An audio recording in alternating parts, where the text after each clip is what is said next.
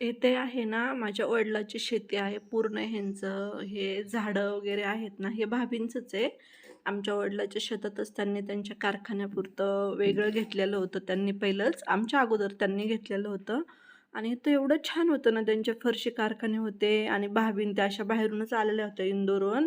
त्यांचं गाव आमच्या गावाशेजारीच आहे. मग त्यांनी असं रोड टच जागा घेऊन मस्त कारखाने चालवले होते फरशीचे आणि खूप छान असायचं.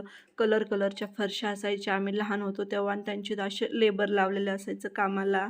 टेम्पो यायचे माल न्यायला. ते अंकलच्या काळात वेगळंच होतं त्यांचं आणि आम्ही लहान असायचो. त्यांची मुलगी, मी असं खेळायचो आम्ही आणि मुलं मोठे होते त्यांचे. मुलं मदत करायचे खूप कारखान्यामध्ये. त्यात त्यांच्या गुड्डीची, माझी लुडबुड असायची, की नाही का मी पण कलर भरते. कलरचे ते साचेत कलर भरायचे फरशीवर. असं खूप म्हणजे आम्ही मस्ती करायचो. त्या भाभी ओरडायच्या, की "नका गं तुम्ही कलरला हात लावू." सिमेंटचं असायचं ना ते. तुमचे हात फुटतील. तरी आम्हाला असं वाटायचं, की त्या कलरमध्ये हात घालावं, आम्ही टाकावं, हे करावं. आता ते कारखाना ते काहीच राहिलं नाही. अंकल पण नाही आहेत ना आता. अंकल पण गेलेले सोडून म्हणजे म्हणजे अंकल एक्सपायर झालेले. तेव्हापासून मग त्यांचे मुलं असे वेगळे बिझनेस करतात.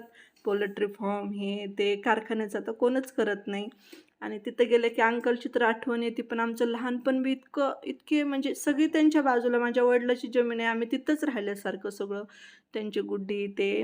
मग त्या इब्राहिम भैय्याच्या मुली, "आत्या तुमची खूप आठवण येते," असं तसं. त्याच मुली मला दाखवत होत्या. जिथं मी मोठी झाले तिथं मला त्या सांगत होत्या, "इथं हे, तिथं ते."